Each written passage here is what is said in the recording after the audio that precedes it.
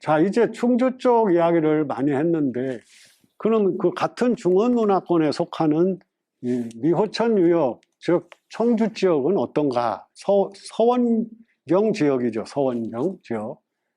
여기서 역시 마한, 백제, 그리고 고구려, 신라가 겹쳐서 나타납니다. 특히 이 지역은 이쪽 그 호남과 어떤 산이 크게 가로막히지 않고 그 금강 하류 쪽으로 해서 그냥 평야로 통하여 있기 때문에, 그리고 최근에는 청주 공업단지 때문에 시에 아주 근접한 그 지역에서 몇 년째 그 마한 시기의 분묘가 중심이 된 유구를 계속 발굴하고 있어요.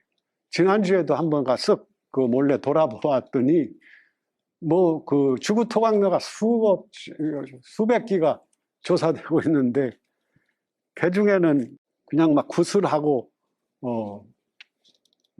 양단 환봉 철기라든지 뭐 이런 것들이 지금 조사를 하고 있습니다. 이건 이미 나타난, 지금까지 조사에서 알려진 것만 대충 본 거죠. 이 지역에서 처음으로 이제 마한 계통인데 좀 이상하다 하는 유구가 처음 조사된 것이 진천 송두리 유적이었습니다. 이것이 처음 나왔을 때 저는 이쪽에 삼국 이전의 문화가 영남 지역하고 매우 그 유사한 게 아닐까 하는 그 착각을 했어요. 이 영남 지역에서 나오는 소위 와질토기 계통의 영남 지역에서는 2세기 단계로 보고 있는 그러한 진천 송두리 토기입니다. 이것이 찾아진 곳은 진천의 그 대모산성이라고 하는 아주 낮은 구릉에 있는 내외의 성을 가진 그런 토성이 있는데 꼭 몽청토성 비스름하게 생겼습니다.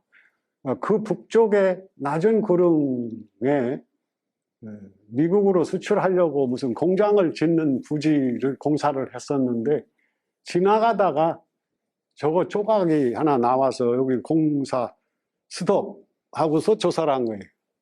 그래서 나타나게 됐는데, 이후로 이거하고는 전혀 다른 이 백제라고 하기 이전 것이, 즉 마한 단계의 후기 마한 단계의 끄트머리 것이 바로 복명동, 청주 복명동 유적입니다. 이거는 특징적인 것이 바로 구연부에 양쪽으로 구멍이 나 있죠.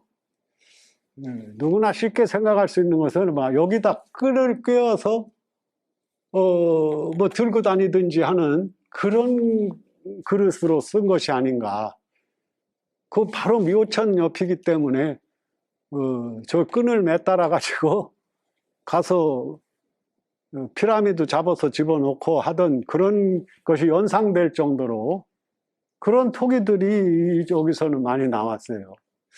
그러다가 이것이 이제 그 인근 지역으로 확대가 되고, 지금 현재는 복명동과 이때에 있는 그 송절동 지역이라고 하는 데가 계속해서 이제 이 마한과 백제가 겹쳐지는 그런 시기의 유적들이 이제 조사가 되고 있는 거예요. 이것도 역시 복명동 건데, 거기서도 이제 이런 토기들이 처음에는, 이건 바가지입니다, 바가지. 바가지를 그대로 그 경질 토기로 만든 거예요. 요게 손잡이고, 요 꼭지 여기가, 또 이렇게, 막 뚜껑이 있었던 것 같은데, 육의 대부토기라고 하는 것들. 혹은 이건 전 달린 톡인데, 솥단지 같은 걸로 사용했던 겁니다. 이것이 한 군데서 이렇게 나오고, 특징적인 것은 여기서 이미 이런 손잡이 잔이 나오는데, 이 손잡이 잔이 이제 조금 더 발전하면 유명한 청주 신봉동식 톡이라고 하는 아주 큼지막한 그 손잡이가 양쪽에 달리기도 하고 한쪽에 달리기도 하고 꼭 맥주 조끼 같이 생긴 것이 나옵니다. 그래서 그것이 이제 한말들이, 지금은 뭐 한말들이면 엄청 큰 건 줄 알지만, 후한 시대에서 중국의 남북조 시대까지만 해도 4대박이 한 마리예요. 200cc짜리가 한 대박이고 800cc에서 1000cc 정도밖에 되지 않습니다. 그런 것이었기 때문에 우리가 도량형과 관련된 것이 아닌가. 이게 복명동에서 나온 이제 명문 동탁 대길 이렇게 써 있는 겁니다. 가운데 4세기 4세기까지는 3세기 말에서 4세기 이렇게 보는데 명문 동탁과 마형대구입니다. 마형대구. 대구라는 것은 뭐 잘 아시겠죠. 허리띠 장식이죠. 저 빠클. 그런데 이것이 이제 처음 나타나기 시작해서 지금은 청주와 충주 지역, 상주, 진해로 해서 일본에까지 나오기 때문에 이것이 이제 이쪽 지역, 즉 호남 지역에서는 마형대구가 제가 알기로는 흔히 나오는 것이 아니라 아직까지는 나오지 않는 것이 아닌가. 그래서 이것과 마형대구가 어떤 관련이 있는가 했더니 최근에는 호형대구까지 이제 나오고 있기 때문에 소위 어떤 그 금속 제품으로서 이런 것들이 뭐와 관련이 있는 것인지 저희들도 의문입니다. 이게 이제 최근에 나온 그 복명동 방금 전에 보신 건 복명동이고 바로 옆에 이어져서 송절동인데 거기서 임금 왕자 왕 무슨 왕공인지 뭐 왕 무슨지 이름이 새겨진 그 또 동탁이 또 나왔어요. 그래서 하도 요즘에 이것들이 많이 발견되니까 마한에서 백제로라고 해서 서기 3, 4세기의 청주 오송유적, 충주 문성리, 청주 복명동, 송절동, 그다음에 청원 송대리 이런 그 아주 지역 중심지에서 나오는 가장 많이 나오는 게 이제 청주 지역인데 이것을 모아서 전시회를 하는 그러한 일까지 벌어지고 있습니다. 마형대구를 동반하는 그리고 그릇 모양도 이제까지 그쪽에서 별로 인기가 없고 이상한 것이 하나만 나와도 다른 지역과 이게 어떻게 연결이 될까 했었는데 저런 그 대부 유괴토기가 아주 집중적으로 나온다든지 그런 현상들이 나옵니다.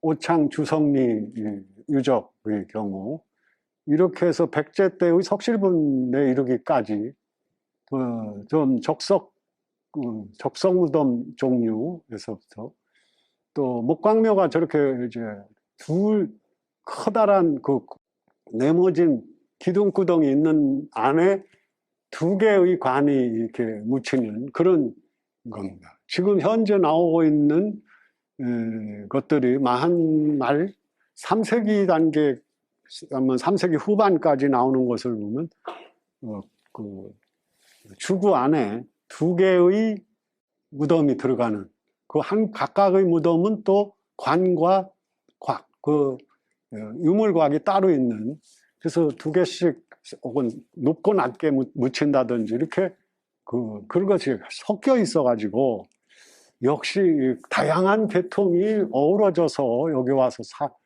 살고 그 자기네들이 그 생전의 생활 모습과 관련이 있는 무덤을 만들었을 것이다 이렇게 생각을 하게 만든 이런 모양입니다. 이것은 이제 제1 테크노 단지를 발굴했을 때의 그 사진인데 이렇게 큰 광을 파고 여기에 크고 작은 2사람, 그러니까 아마 남자 여자 이 부부가 여기 묻힌 게 아닐까 하는 정도죠.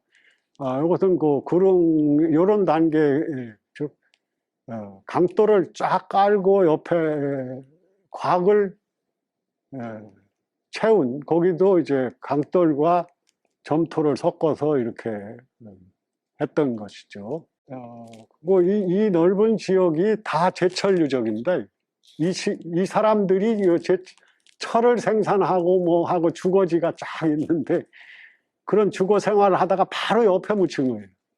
그 사람들이 사용했던 이 톡이나 마형대구가 이제는 이걸 구리로 만드는 게 아니라 구웠어요. 도토 제품으로 해서 구워낸 거, 적어도 혁대 빠클은 들어가야 됐는지 금속 제품이 아닌 도토 제품을 구워서 만든 걸 부장한 그런 인형까지 아주 이상하고 다양한 양상으로 나타납니다. 이렇게 상하 하나는 낮고 하나는 깊어지는 좀 이혈 합장 혹은 동혈 합장하는 그런 양상으로 보이다가 나중에 가서 신봉동 단계에 가면은 이런 밑에 있는 것입니다. 이거는 아주 꺽쇠가 나오는, 그러니까 큰 나무곽을 사용한 토광 단계의 가장 발전된 무덤 양식인데, 거기에서 이제 위아래 둘로 나뉘어지죠. 그런가 하면 이게 이제 석실로 변하는데, 이 석실로 변했을 때 이렇게 하나의 관만, 시상만 설치되는 그런 양상이 있고, 이것이 한쪽으로 쏠리면서 넓은 부장곽을 만드는 그런 양상으로 변화를 하고 있습니다. 네. 이제 신봉동 단계에 보면 이건 완전히 이제 백제, 한성 시기의 백제 것인데, 이 시기에 오면은 이제, 아래에,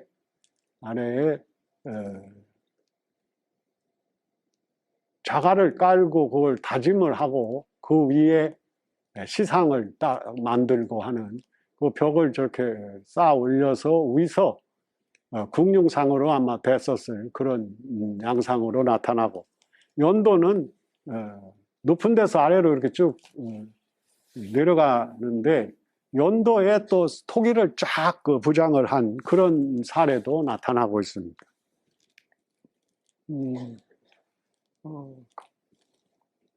가경요 같은 지역이지만 이 시기에 이제 좀 유형이 갖추어진다고 할까. 지역 단위의 그 문화 양상에서 또 소지역, 작은 지역은 그 나름대로의 또 특징을 다 가지고 있습니다. 다양한 것을 그냥 유지하고 있다라고 해야 될까요? 일원화 혹은 통일화가 아직 이루어지지 않은 상태 같아요. 이게 주구토기입니다. 주전자 같이 사용할 수, 구멍이 3개 뚫려 앞에 있는 받쳐주는 그거는 떨어져 나가고 구멍까지만 남아있는 그런 것, 혹은 이제 광구호, 그리고 저 큰 항아리에는 변형된 그 조종문, 새 발자국 무늬가 찍힌다든지, 그리고 더 위쪽으로 길어진 형태의 소위 손잡이 잔이 나타납니다. 이 손잡이 잔의 양상이 거의 이제 신봉동 양상과 같지만 장식적 요소가 이제 점점 발전을 해서 더 멋지게 저렇게 장식이 위에 달리는 저런 쪽으로 주성리 쪽이고, 이거는 이제 신봉동 겁니다. 신봉동에 이르르면 이제 완벽하게 이 경질화된 토기 이거에다가 이렇게 다양한 양위부가 달린 것도 있고 한쪽에만 달린 거 있고, 이걸 넣어서 다 보면 전부 용량을 재보면 큰 것과 작은 것, 이것이 거의 일정한 용량을 가집니다. 그리고 유일하게 저 삼족토기가 나타난 그런 양상으로 중앙에 영향이 끼쳐오더라도 중앙의 영향이 크게 영향을 받는 게 아니라 토착의 만계통으로부터 이렇게 점점 변해온 것이 거의 그대로 이 시기까지는 유지되어 온 것이 아닌가, 그렇게 생각되어질 정도로 중앙 영향이라는 것이 이거 말고 수백 점 토기 가운데 유일하게 삼족 토기 한 점이 나온다는 그런 양상으로 백제화되는 좀 느슨한 상태의 그 예속관계가 아니었던가, 그런 시기가 이렇게 이제 변화가 됩니다. 이런 단계를 거쳐서야 이제 이 단계에서 나오는 게 바로 이런 환두 대등제, 소환두도 있지만 삼엽 환두 정도까지 나오고, 제일 높은 등급 지금까지 나온 것은 은으로 장식된, 은 상감이 된 그리고 막 도굴이 다 됐다고 보고 있는데 다들 쉬쉬하는 일 때문에 도굴범일지도 모른다라고 하는 사람까지 나타날 시기를 기다리고 있는 거죠. 그래서 이 청주 지역에 있어서의 그런 무덤이나 이런 양상, 그거와 함께 하는 것이 이제 또 토목 건축과 관련되는 그런 유적이 되는데, 지금 이것은 유명한 정북동 토성 벽체 중심 포르를 구축한 기둥구덩이 그대로 남아있는 상태입니다. 이 기둥구덩의 그 간격이 뭐 1.3m, 뭐 2m, 뭐 일정하지는 않고 조금씩 차이가 있습니다. 그리고 기둥구덩이가 반듯하지를 않고 60 내지 70cm 올라가다가 굽어져서 또 올라가다가 다시 굽고 이렇게 차례대로 뽑아 올리면서 했는지 아니면 일정한 높이가 되면은 다시 그 자리에 꽂았는지 그런 정도로 돼 있어요. 그리고 밑에 있는 것은 이제 부모산성에 보루가 있습니다. 그러니까 성이 백제 때 것을 보면 성이 조그만 것이 있고 그 봉우리마다 더 작은 조그만 보루들이 축조가 되어 있는데 그 보루들을 축조한 양상을 보여줍니다. 바깥쪽에 석축을 이렇게 올리면서 안쪽으로 흙다짐을 계속 해 올리는 그런 방법으로 일단 벽을 만드는 양상을 볼 수가 있어요. 그런 것들이 나중에 가서 이제 안쪽은 판축을 제대로 하면서 바깥쪽에 돌을 같이 올려버리는 그런 요즘에 이야기하는 용어로는 찰싹키라고 하는 방법입니다. 즉 돌만 가지고 쌓는 것은 석축의 메사키라고 그러고 건축이죠. 마를 건자를 써서 찰싹키는 습식 축조 방법 이렇게 합니다. 흙을 다질 때는 이게 물기가 좀 있어야 완전히 다져서 그 공극이 그 틈이 하나도 없어서 공기가 다 빠져나가야 됩니다. 코로이드 현상을 만들어서 나무 뿌리가 들어가지 못하게 하는 그게 판축인데 그런 판축 공법을 하기 이전 상태를 보여줍니다. 그럼 적어도 판축 공법이 축조된 것은 그 낙랑군이나 여기서 뭐 이미 축조됐지만 백제에 와서 제대로 적용되는 건 풍납토성 정도에서 제대로 적용되는 것이고 나머지는 여기 전통적인 어떤 축조 방법과 그것이 혼합돼 가지고 글쎄요 그걸 유사판축이라고 하는 사람도 있고 다지는 방법이 좀 다양하다는 의미겠죠. 그런데 청주에서 한 가지 좀 주목되는 것이 바로 이 평지에 있는 정북동 토성입니다. 우리나라에서 이 시기 것 중에 네모 반듯한 것이 물가에 바로 있는 이게 이제 미호천인데 미호천과 이 무심천이 합류되는 이 넓은 들판에 네모지게 딱 남아 있는 거예요. 이것을 보면 아니 그 대동강 유역의 낙랑 유적에서도 네모 반듯한 것은 두세 개밖에는 없는데 낙랑군 토성지라고 하는 그 구두진에 있었다는 그것도 풍납토성만큼의 그 성벽 높이에 그 구불구불합니다. 그런데 이게 네모 반듯하고 남북문 있는 서로 어근문으로 만든 이런 양상의 것이 왜 여기에 등장했을까? 그런 거죠. 바로 백제가 아니고서는 이걸 여기에 쌀 이유가 없는 데다가 이렇게 기둥을 쭉 세운 이건 북문터인데 한쪽 성벽은 바깥으로 나가고 한쪽 성벽은 안쪽으로 이렇게 들어오고 그 사이가 이제 문으로 사용하는 겁니다. 여기서 보면 한쪽은 바깥으로 한쪽은 안으로 해서 요 사이 이게 문이죠. 이런 식으로 된 성은 이거밖에 없어요. 물론 산성애라고 부르는 조그만 보루들에서 나타나는 현상이 평지 네모꼴로 이렇게 나타납니다. 기둥구덩까지 아주 그대로 남아있는데, 그러면 이러한 백제 것에서 그다음 남성골 고구려 산성이라고 하는 그 토루의 석축이 일부 감해지는, 그리고 완전히 이제 석축으로 된 신라 것이 딱 들어와 버리는 거예요. 청주보다 더 남쪽에 있는 문이, 지금은 청주시로 됐습니다. 옛날에는 청주목하고 문의현하고는 완전히 구분이 됐었는데, 평야가 그냥 이어진 지역입니다. 거기에 이렇게 신라 산성이 딱 들어오는 거예요. 그리고 그 옆에가 바로 미천리라는 마을인데, 이게 미천리 신라 석곽들입니다.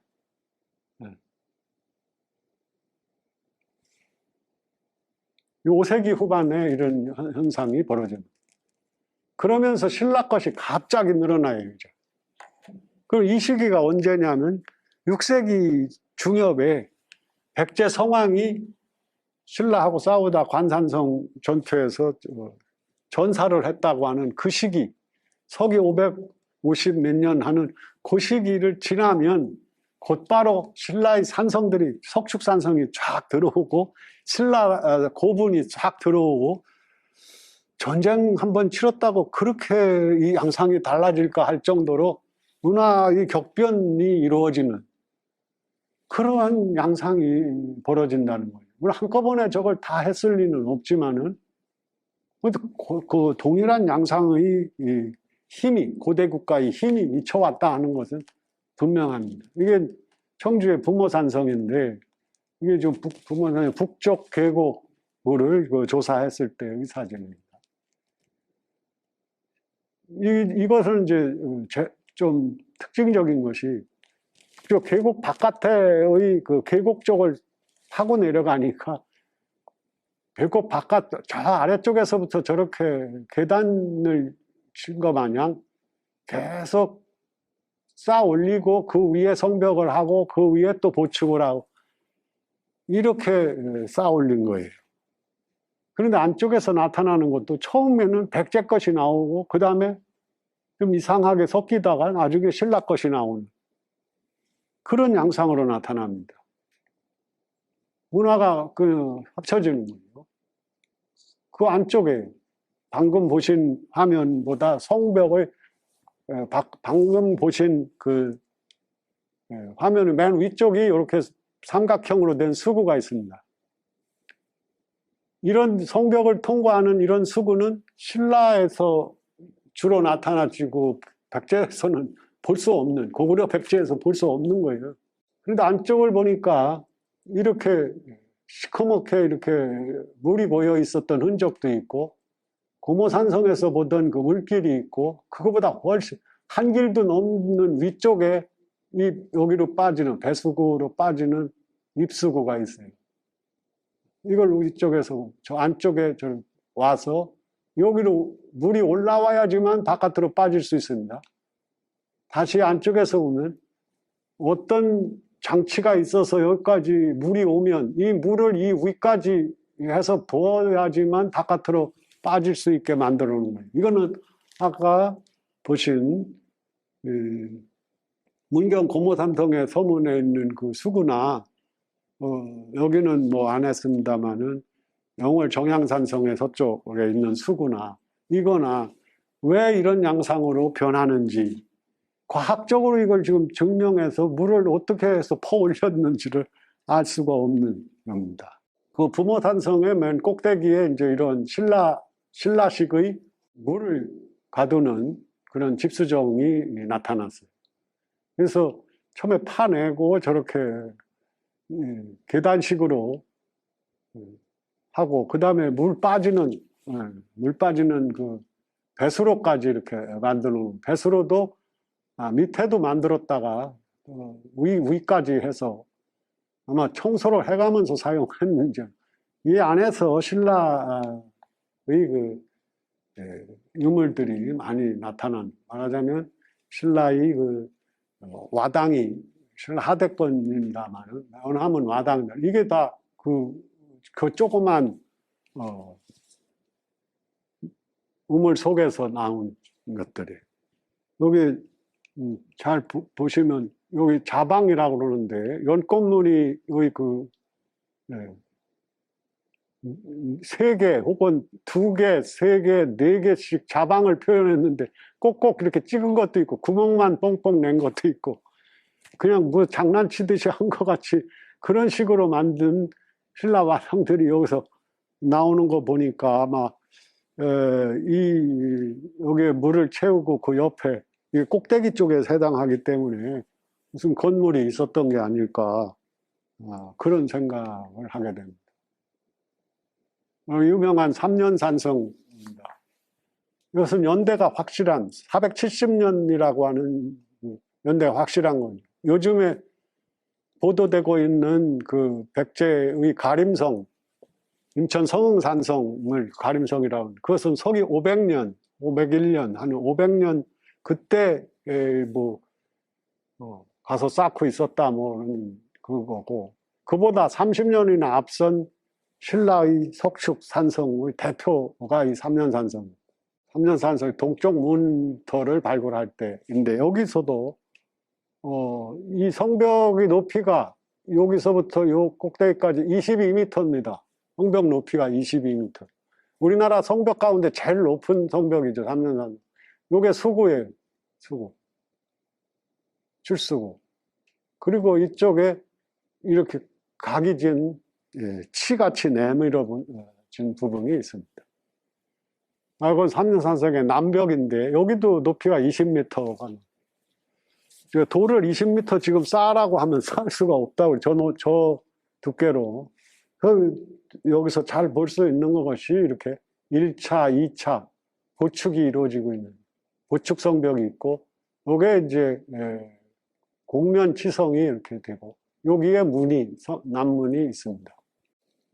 그 삼년산성의 요 남문 오른쪽 그 부분이 남문이고 그 모서리 부분을 이렇게 돌려서 곡면치성을 만들었어요. 이 곡면치성을 바깥쪽으로 보면 하나, 둘, 세 번 혹은 두 번, 세 번 보축을 해 돌린 그러한 성벽으로 되어 있습니다. 그리고 남문 자체도 이게 남문인데 이게 하도 높아가지고 어디 다닐 데가 없으니까 요 옆으로 좁게 보축 옆으로 이렇게 계단같이 올라갈 수 있게 만드는 거예요. 아주 통행하기 참 어렵게 그렇게 만드는 구조라고 할 수 있습니다. 이것이 이제 동벽의 그 수구 옆에인데 그 아까부터 신라 성벽의 그 바깥쪽에 있는 그 보축이라고 하는 걸 말씀드립니다. 보축이 이렇게 원 성벽이 있고 바깥쪽에 이렇게 단면이 삼각형으로 된 보축을 해 올렸는데 그 바깥으로 또 한 번, 두 번, 세 번 이렇게 다져서 한 거예요. 이건 2차 보호시설이 되는 거죠, 성벽에. 그럼 왜 이걸 이렇게 했느냐? 서양의 용어로는 이것을 배트리스라고 합니다. 배트리스. 여러분들 그 배트리스 하면 무슨 하면 빠터 있죠, 빠터. 배터라고 그래요, 배터. 야구 중계하는 거 보면 배터리라는 말이에요, 배터리. 피처하고 또 캐쳐, 투수하고 포수를 그 배터리라고 그래요. 투수가 돌을 던지면 이 포수는 그 충격을 완화해서 받아줘야 됩니다. 성에서의 배터는 바로 이 경사진 성벽의 바깥쪽에 낮은 쪽의 경사진 벽, 이것을 배터라고 그러는데 이 위에서 급하면 이 위에서 이제 큰 돌을 굴려요. 그러면 그 큰 돌이 가서 적군이 못 올라오게 맞아서 다치라고 이거 던지는 건데 이 보축이 없으면 어디로 떨어지겠어요? 이 성벽 바로 밑에 기초 부분에 떨어지죠. 그럼 기초 부분이 상합니다. 그래서 서양의 성벽에도 이렇게 그 바깥으로 경사지게 단단하게 다지는 그 벽을 두고 있습니다. 그래서 위에서 돌을 던지면 여기에서 바운드가 되게 돼서, 즉 튕겨나가면서 가서 굴러떨어지게 하는 거예요. 그래서 우리 그 본래의 벽을 지탱할 수 있는. 그래서 어딘가 잘 보면 이런 데가 군데군데 쿡쿡 들어간 데가 있어요. 그 위에서 돌 던지면은 가서 맞아가지고 충격을 받아서. 그래서 이 바운스의 그 기능이 첫 번째의 그 군사적 기능인 겁니다. 이게 뭐 성벽이 약해가지고 이걸 한 거, 그렇게 생각하면 안 돼. 성벽을 그 지탱하기 위해서 많이 만드는 것은 그 치성이라든지 이런 것은 기둥 역할을 하는 거예요, 기둥. 그래서 그건 성벽을 보완하는 것인데, 이건 철저히 하고, 그 다음에 더 낮은 쪽에 저렇게 잔자갈과 또 흙으로 거듭 삼각형으로 다져서 여기서 돌을 굴려 떨어뜨리면 그게 그 벽을 타고 쭉 바깥으로 굴러 떨어지게 하는 그런 역할을 하는 것으로 알려졌습니다. 이게 삼년산성의 남문입니다. 남문을 냈다가 나중에 반을 또 막았어요. 반을 막아서 저 끝부분. 그리고 거기다가 뭐 문을 냈던 겁니다. 안쪽으로도 이게 작은 저 담벽이 있는데 저게 이제 다 용도가 있기 때문에 물이 빠지는 길입니다. 저 오른쪽으로가 약간 낮은데 그걸로 물 빠지게 돼 있어요. 이 동벽의 그 여장과 그 여장에서 성벽 위쪽에 저렇게 넓은 구들장보다 더 넓은 돌을 쫙 깔았던 거예요. 성벽 위쪽에. 그리고 그 위에 얇게 흙을 다진 것으로 그렇게 나타납니다. 그래서 그 흙을 치워서 보면은 이게 성 바깥인데 여장이 이렇게 있고 여기서 쫙 깔은 돌이 이렇게 나타나죠. 이건 단양 적성 신라 비석이 있는 단양 적성 산성입니다. 위에서 보면 지금 옆에 중앙 고속도로가 저렇게 나가도록 돼 있어서 저걸 못 놓게 할 수도 없고 참 저기서 50m를 그 당시 법이 50m 띄우게 돼 있어서 50m를 직선으로 띄우세요 그랬더니 하도 저 밤중에도 전화를 해서 아마 제대로 띄우지 못했을 경사면으로 50m 재가지고 그런 상태가 돼버렸죠. 이 아래에 지금 상행선 휴게소가 있어서 휴게소에 차를 대면 바로 올라갈 수 있습니다.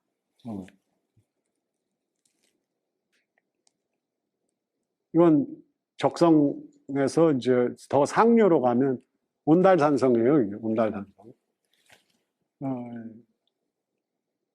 걸어서 올라가면 너무 힘이 드는데 저쪽 뒤에 그 최가동이라는 산으로 요 성 바로 밑에까지 차로 갈 수 있습니다. 막아놓은 데가 없이 해놨어요. 그런데 지금 공사 중이라서 항상 걱정이 되는데 여기 북문, 여기 동문, 이쪽에 남문 이렇게 있어요. 남문 쪽에 지금 공사를 하고 있어서 이렇게 여기서 보면은 저런 비탈면에다가 왜 저 짓을 했을까 이런 그런 이야기를 많이 합니다. 근데 여기서 내려다보면 다른 면에서 보면 남한강 바로 한강 그냥 바로 밑으로 여긴 동문이고 저 뒤쪽에 치성 옆에 있는 것이 북문이고 사람들이 그 사이 성벽에 서 있는데 그 밑으로 수구가 나 있습니다. 모든 물이 그 수구로 빠지도록 되어 있는 거죠. 이 높이는 성벽 높이가 7m 내지 8m밖에 안 됩니다. 3년산성의 3분의 1 성벽 규모가. 그런데도 여기 가서 보면 굉장히 높게 보여요. 한 꼭대기다가 석회암으로 쌓았기 때문에. 수구입니다. 온달산성의 북쪽에 있는 수구, 출수구죠. 물이 빠져나가는. 치성이 이렇게 네모지게 짧게 나온 그런 완전히 신라 하대, 신라의 그 좀 늦은 시기 것. 이것이 바로 영월 정향산성인데, 정향산성의 북문. 그러니까, 적성산성, 온달산성, 더 올라가서 대야리산성, 그 다음에 이 정향산성, 이렇게 신라 산성들이 한강 남쪽으로 딱딱 이렇게 자리 잡고 있어요. 아주 체계적으로 해서 올라갔다는 걸 알 수 있어요. 여기까지 일단 슬라이드를 다 보셨습니다. 근데 그 문화 내용을 이렇게 슬라이드로만 보다 보니까 이게 뭐 실체가 나중에 남는 게 없지요. 그래서 마지막으로 일단 그 이 요지 199쪽부터 한번 다시 살짝 훑어봐서 몇 가지 사항만 우리가 기억을 좀 해야지만 되는 그런 것이라고 생각을 해서 이 지역에 보면 왜 이 충주 지역, 즉 중원문화, 역사문화의 어떤 핵심 지역이 비교가 되느냐 하면 신라의 이 왕경에 있는 성들을 보면 월성이 둘레가 지금 열심히 조사를 하고 있는데 둘레가 1023보로 기록이 되어 있어요. 만월성이 1838보. 그럼 명활성이 1906보였다가 이제 진평왕 때에 3000보로 고쳐 한 겁니다. 그다음 남산성이 2804보. 네, 이것이 이제 2854보라고 이제 또 2850보 3064인 이런 식으로 기록이 나옵니다. 또 서형산성, 북형산성, 모화관문. 이 모화관문은 뭐 좀 확실하게 지금 잘 남아있기 때문에 그 참고가 됩니다. 그 39,262인을 동원해서 원진각관이 그 책임지고 쌓은 것인데 이게 뭐 지금 잘 남아 있습니다. 일부는 뭐 도로 때문에. 그다음에 이제 상주, 양주, 한산주 주장성이 4,360보 이렇게 나오는데, 자, 문무왕 13년에 쌓은 중원경의 성이 2,592보라고 되어 있어요. 근데 이게 지금 어느 것을 의미하는지 지금도 모르고 있습니다. 그럼 2,590이면 규모만 따지고 보면 2,592보라는 것은 지금의 경주에 있는 어떤 성 못지않는 성을 그만큼의 성을 쌓았다는 이야기가 되는 겁니다. 그래서 이 주성이나 소경성의 규모라고 하는 것이 그 단순한 것이 아닙니다. 삼국사기에 기록 안 된 것이 훨씬 더 많은데 둘레가 얼마라고까지 기록되는 성은 이렇게 몇 개 되지 않아요. 그래서 몇 개 되지 않는 것도 지금 어떤 거냐 하고 물어보면 모르는 게 태반입니다. 이 중에서도. 그래서 그런 거에서 기록이 확실하고 또 규모가 지방에 있는 성치고는 가장 큰 규모에 속하는, 왕경에 있는 것들을 능가하는 규모였다는 것을 기억해 둘 필요가 있다는 겁니다. 그래서 이 중원문화라고 하는 중원이 국원이고 그것이고 지금 충주라고 하는 그러한 이야기를 주제로 해서 지금 이야기를 하는데, 사실상 충주만 가지고 그런 마한으로부터 삼국, 신라에 이르는 이 중원 역사문화권이 성립되는 과정을 다 얘기할 수 있느냐? 절대 안 되는 거죠. 그래서 중원이 서쪽인 금강유역권의 청주 지역을 포함해도 그 역사의 변천 과정이 동일합니다. 또 충주 지역이 가지고 있는 여러 가지 그 역사문화 자원에 대해서는 이제까지 이야기를 자세하게 뭐 고고학적인 구분에 의해서 이렇게 하기가 어렵습니다. 그것을 문화 내용이 너무 방대한 데다가 두 지역을 또 비교도 해야 되고 해서 그것은 짧은 시간에 다 이야기할 수가 없어서 여기에 기록은 해 두었습니다. 그래서 특징이 뭐냐? 첫째는 고구려 백제 신라뿐만 아니라 가야 것이 다 종합된 데가 바로 이 지역입니다. 왜 가야 것이 종합됐다고 하지요? 문화라는 것은 거기 살던 사람, 그 지금 사는 사람들이 그 담당자입니다. 근데 충주는 우리가 잘 아는 바와 같이 신라가 여기 설치하기 전에 이미 거기로 어떤 주민들이 몰려들었느냐, 마한 문화를 기반으로 한 그런 사람들 위에 백제, 그 다음 고구려, 그 다음 가야 사람 다 유력층을 여기도 갖다 살게 했어요. 그런 다음에 신라가 자기네들이 그 서울에 살던 귀척자재, 그리고 육부 호민까지 옮겨서 그들을 지배할 수 있는 사람까지 옮겨서 신도시 만든 것이 국원소경입니다. 그리고 그것이 한반도의 자기네들 영토의 중심지라고 해서 이름을 국원이라고 하지 않고 고구려식 이름이니까 나중에 신라식 이름이 중원이라고 한 거예요. 가운데 여러 북원, 서원, 남원 있는데 북원이라고 한 거죠. 중원이라고 이름을 붙였다. 그럼 거기가 중원만 가지고 중원문화권이냐? 그 바로 위에 있는 원주, 그리고 서쪽에 있는 서원을 통할할 수 있는, 즉 세 개의 소경이 있었다면 세 개의 소경의 가운데 또 있는 겁니다. 중원은. 그 이전의 역사 내용이 그럼 똑같은 데가 있느냐? 그게 바로 청주 지역이, 즉 서원소경 쪽이에요. 그래서 중원문화, 역사문화권을 처음 만들 때만 하더라도 청주 사람하고 충주 사람하고 대립을 하는 데다가 따로 만들자고 그랬던 거예요. 중원문화권 따로 하고 서원문화권 따로 하자 그래가지고 문화 내용도 더 풍부하다 이래서. 근데 저는 청주에 있으면서 충주 쪽에 가서 열심히 또 일도 하고 양쪽을 왔다 갔다 하다 보니까 어느 편 들 수도 없고 이것도 묶어서 하는 수밖에 없다. 그럼 묶어서 해야 된다 그랬어요. 왜? 청주에도 가야 문화 요소가 엄청나게 들어와 있습니다. 신봉동 고분군 자체가 거기서 나오는 조그만 철편 이런 게 다 가야 쪽에서나 나오는 것들이고, 청주의 그 문화의 어떤 그거에 이미 가야, 어떤 가야가 왔느냐? 금강가야가 온 거예요. 청주는 김유신의 땅에다가 김유신 아들 원태라는, 김유신의 셋째 아들이 김원태인데, 원태가 서원소경의 사신으로 와서 원태가 서원 술성을 쌓는 기록이 삼국사기에 나와 있어요.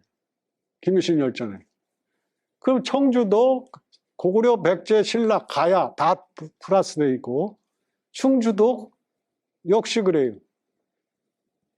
그 문화 요소의 구성 요소가 같은데 이것을 다른 문화권으로 신라의 소경의 이름을 따서 따로따로 할 이유가 없다.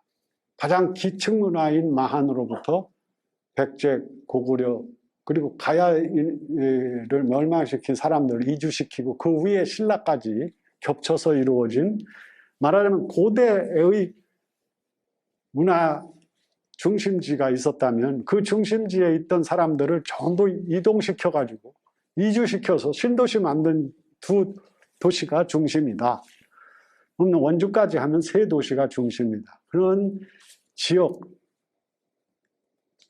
그 각각의 이 지역이 왕도 혹은 왕릉이 있는 지역이라고 하는 그런 문화권이 있는가 하면 각각의 지역에 그 원래부터 있던 마한적인 소국들이 난립해 있었던 그런 시기의 문화 내용 위에 삼국이 서로 교차하면서 이루어진 그 문화 내용, 거기에는 아까 말씀드린 주거지 혹은 고분, 성곽 이런 게 있지만 그거보다도 더 문화 내용, 깊이 있는 문화 내용을 하는 것은 그 고대 국가의 어떤 이념적인 그거에 있는 유교 문화와 특히 불교의 예술입니다. 그래서 그 불교의 예술적인 분야는 제가 감히 그걸 전공한 사람이 아니어서 잘 모르고 다른 분들이 이야기하는 것을 들어보면 역시 이게 어느 나라 겁니까? 하고 물으면 그 백제 거 같기도 하고 신라 거 같기도 하고 고구려 같기도 하다. 요즘에 충청도 사람 비슷한 이야기를 합니다. 물에 물 탄 듯하고 술에 술 탄 듯한 사람들이라고. 뚜렷한 뭐가 없다. 아이덴티티가 없다 그러는데, 아이덴티티가 없는 이것저것을 다 공유할 수 있는 문화의 내용이 중원문화권이고, 오늘날 그런 것을 이어받아서 그런지 지금의 충청도 사람의 기질이 형성된 것이 아닌가. 저는 그렇게 생각하고 있습니다. 지금 현재 이 중원역사문화권은 원래 작년 초에 시행된 이 역사문화권 개발과 관련된 법안에서 빠졌습니다. 그동안 1980년대 초부터 돼 있다가 한 40여 년 만에 이게 빠져나가고 법안이 침해됐을 때 매우 당황을 해서 작년도에 이제 이거 우리는 왜 빠졌느냐 이래서 지역 학계에서도 논란이 일어나고, 그래서 어떻게 해서 빠졌는지 뭐 그런 상황이 됐는데, 이제 작년 말에 다시 옛날 중원문화권이라고 하던 것이 중원역사문화권 이렇게 해서 다시 포함이 되고, 같이 중원역사문화권에 속해 있던 예맥 역사문화권이라는 것이 또 하나 설정이 됐어요. 그래서 강원도 지역이 이제 예맥 이렇게 떨어져 나가게 됐습니다. 그래서 이 중원역사문화권에는 지금 현재 국립청주박물관, 그리고 국립충주박물관이 지금 이제 이미 시작이 됐습니다. 그리고 국립중원문화재연구소가 충주에 있습니다. 이렇게 국립기관들이 이미 있고, 최근에 이제 충주박물관까지 좀 설립이 되고 있기 때문에 국가적인 인프라는 이미 깔려 있다 이렇게 생각이 됩니다. 또 대학에 있는 연구소로는 충북대의 중원문화연구소가 그 전부터 있었고, 또 대학 박물관으로 충북대 박물관, 청주대, 한국교통대의 충주 캠퍼스 박물관, 그리고 각 시군에서 설립한 이제 충주 박물관, 조동리 선사유적 박물관, 청주 백제유물 전시관, 단양 수양계 선사유물 전시관, 청주 한국 잠사박물관, 제천 의림지 지역사 박물관, 괴산 농업역사 박물관, 음성의 철박물관, 진천의 종박물관 등 분야별 특수박물관들이 있습니다. 이렇게 말하자면 이런 것들이 그 역사문화권의 기본적인 인프라를 더 쌓아 올리고 하는 그런 것이기 때문에, 이런 것들을 세우고 하는 일이 매우 중요한 일이죠. 그리고 또 이제 이 문화권의 내용을 더 풍부하게 하는 작업을 계속 해야 되는데, 지금의 국립박물관이나 대학박물관은 과거에 그런 노력을 많이 했던 기관들인데 지금은 그렇지 않습니다. 지금은 이제 전문문화재 연구원 혹은 연구소 등이 설립이 돼서 하고 있는데, 대개 여기도 마찬가지라고 생각합니다. 여기 호남문화재연구원과 같이 이런 도에서 시도 출연한 것이 있다든지, 혹은 민간 법인화된 것으로 이제 여러 연구원들이 있어서 지역의 건설 사업, 개발 사업 이런 데에서 혹여나 지워지고 없어질 멸실될 위기에 있는 그런 문화재를 정밀하게 조사하고 하는 그런 사업들을 하고 있습니다. 마찬가지로 충청북도 지역이죠. 면적은 좁지만 6, 7개의 그런 기관들이 있습니다. 또 중원역사문화권 내에는 국립공원이 4군데예요. 속리산, 오락산, 소백산, 치악산. 산악지대죠. 충청북도 이거 아주 산골짜기입니다.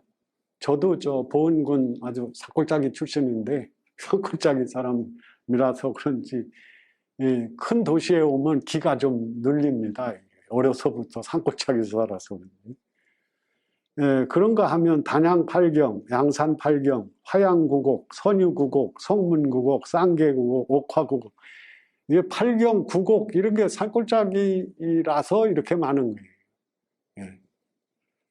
경승지라고 이제 보통 알려져 있죠. 이런 데는 꼭 그 땅에 깃들어 사시던 사람들, 선조들이 있습니다. 이런 지역 가운데서도 화양동 하면은 무슨 우암송시열 하는 식으로 그 지역에 들어서서 또 옥천 쪽에 뭐 중봉 조헌 뭐 이렇게 그 지역을 대표하는 인물들이 나온 것이죠. 즉 아름다운 자연과 거기 살던 인간들이 애환이 서린 그런 문화유산이 벌판과 골짜기마다 조밀하게 분포되어 있습니다.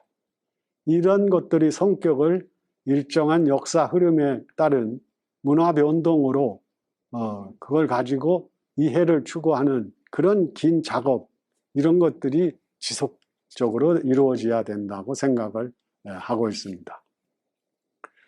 중복되기도 하고 또 이해하기 어려운 지역적인 것은 또 전국적인 다른 지역에서 이해하기는 좀 어렵지만은 그래도 우리가 중원역사문화권이 가지고 있는 몇 가지 특징, 이것은 그래도 조금은 기억을 하고 넘어갈 필요가 있을 것 같아요. 그래서 첫째로 이 역사의 흐름에서 때로는 변방지역에 속하기도 했어요. 아주 변방지역이죠. 나라가 쪼개져 있을 때는. 그러나 지리적 위치와 자원 보존의 특성상, 즉 철의 산지가 많습니다. 그래서 철, 은, 금 이런 산지가 많았기 때문에 고대 국가들이 서로 차지하려는 다투는 땅이 되었던 그런 겁니다.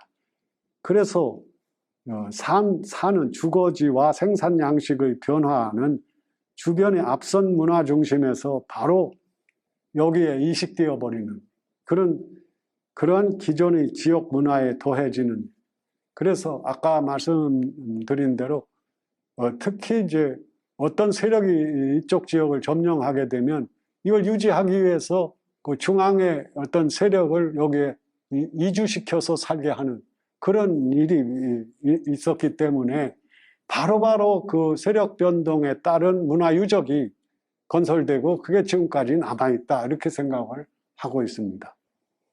그래서 고대의 두 큰 종족이 이곳에 교류의 중심 마당이 됐다는, 우리나라를 형성한 고대의 큰 주류 종족 이름이 광개토 대왕 비에 나오는 한하고 예예요.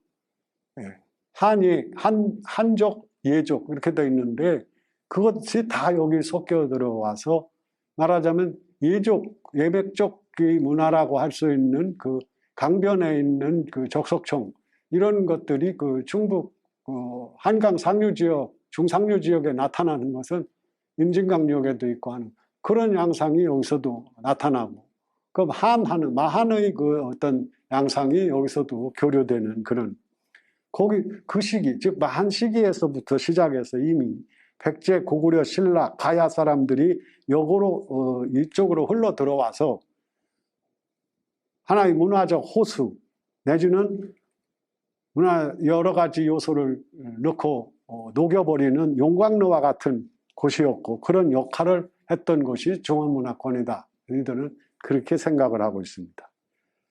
이 지역은 그래서 단순한 왕도, 왕이 있는 도읍지가 아니라 왕이 있는 도읍지를 지키기 위한 주요 거점으로서의 지리적 성격을 지니고 있어서 결국은 그 지역이 국토의 중심이란 인식이 생겨나서 왕도에 못지않은 중심지 의식이 생겨난 고장이 되었다는 점입니다.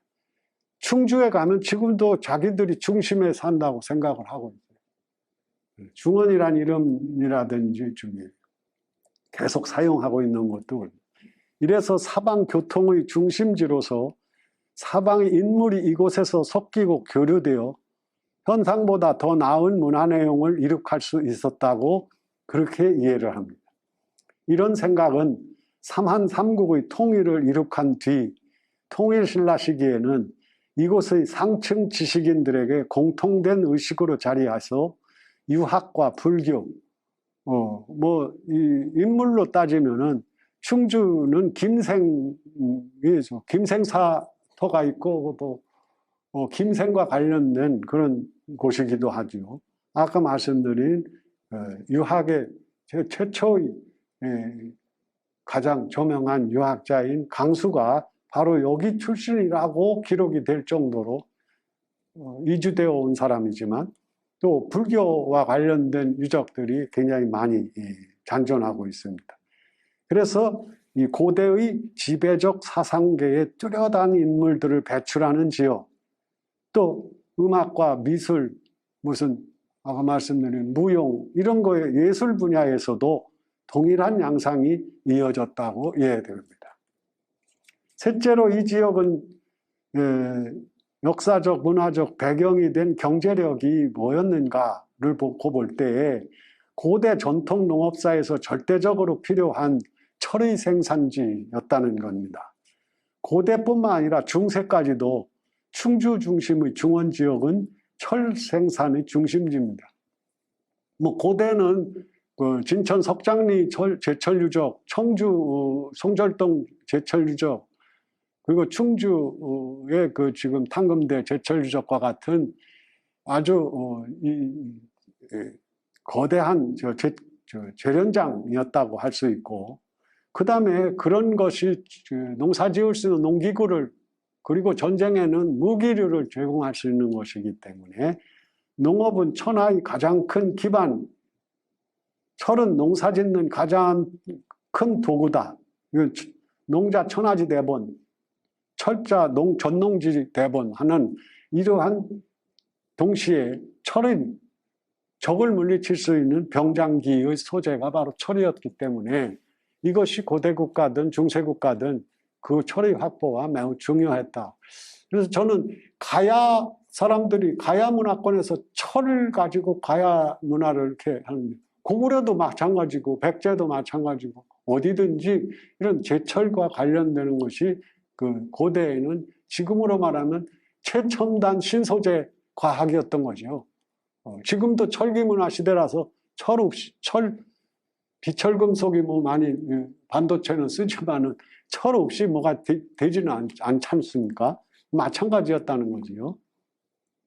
그래서 평화 시기에는 철이 농기구로 사용되고 전쟁의 시기에는 산성에 입보해서 농기구를 녹여 무기를 만들어 야만 했던, 그래서 그런 유적지가 많습니다. 이 지역에서는 이 풍부한 철을 가지고 국영에도 공급하고 또 지역에서 소비했고, 또 이러한 이것과 관련된 유적뿐만 아니라 기록으로도 철을 죽음으로써 지킨 고장으로 저명하게 됩니다. 고려 때의 다인철소,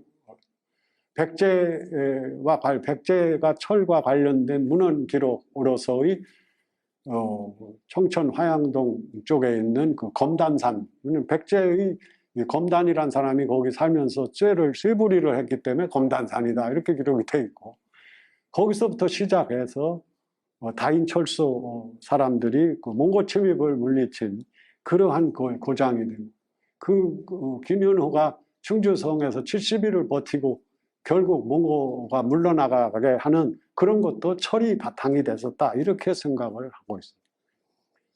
그리고 넷째는 중원 역사문화권은 다른 역사문화권에 비해서 가장 늦게 성립되고 다 지나간 것이 합쳐지니까 다 늦게 꾸준히 중원의식을 발전시켜온 특징을 가지고 있습니다. 그만큼 역사 경험을 충분히 경험하고 성립된 그러한 문화 양상은 가장 다양하고 풍부한 문화 내용을 가지지 않을 수 없는 그런 겁니다. 결과적으로 이 고장에서 오래 살아가게 된 중원 사람들은 신분적 한계를 넘어서서 외민족의 침입을 막아내는 최후의 보루 역할을 해온 것이 중세 때의 일입니다. 오늘날 이 지역 주민들의 개방적이고 포용적이면서도 신중하면서 또 진취적인 인성이, 이게 지금의 충청도 사람들이라고 그러는데 이것도 바로 이러한 중원 역사문화권이 형성되어 온 그러한 역사적 전통에서 비롯된 것이지 어느 날부터 갑자기 충청도 사람들은 지금의 충청도 이렇게 돼버렸다 이렇게 생각하지 않는 2000여 년의 그 역사 과정을 통해서 그런 인성이 확립됐다 그렇게 생각을 하고 있습니다. 이상으로 제 말씀을 여기서 끝내도록 하겠습니다.